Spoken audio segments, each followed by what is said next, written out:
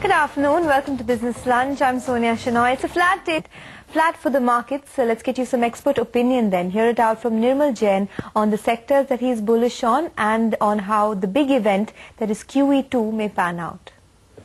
It will have impact on the market. It's not something which will change the course of the market completely upside down, but it will definitely have impact on the market. Coal India listing, I'm very positive and optimist on that. So that will reinforce the confidence in India and also the large cap new companies that are coming to the market. Quantitative easing, if it is not up to expectations of investors, then that might impact globally commodity prices in particular, because a lot is dependent on what kind of investment and what kind of liquidity is there in the system for commodities to continue its rally.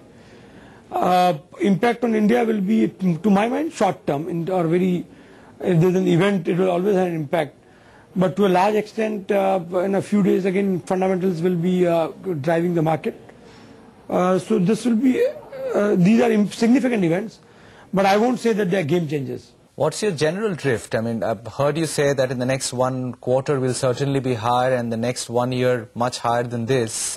So you think we are in a secular kind of a bull market out here and the trend is not in question? Markets have already run up a lot, so maybe if they take a breather, this is good from longer term perspective. Coal India is a great IPO. I think FI's response has been extraordinarily good, particularly keeping in mind that they have to put in 100% of money with the application, and there's almost 0.5% or more than that is hedging cost for the money that you put in. We had $25 billion coming in by way of FI money throughout the year, and in one issue FIs have put in more than that kind of money, which shows the capacity of the market to absorb new money if pricing is right. So from that perspective, I think market will remain positive. One should look at this, the new Diwali year with a lot of optimism. They won't give you 100% return what they probably would have given in recent past, but at least 15 to 20% or maybe around 18 to 20% return is something that one can reasonably expect in a year going forward from here. What do you think? Are we entering some kind of a corrective phase here, or you think we should be hitting new highs in the next few weeks? Yeah, it's very difficult to put precise numbers, but maybe at least based on current facts and or our probability basis, I would say that it's unlikely that market will correct more than 10-15% from here, even in corrective phase.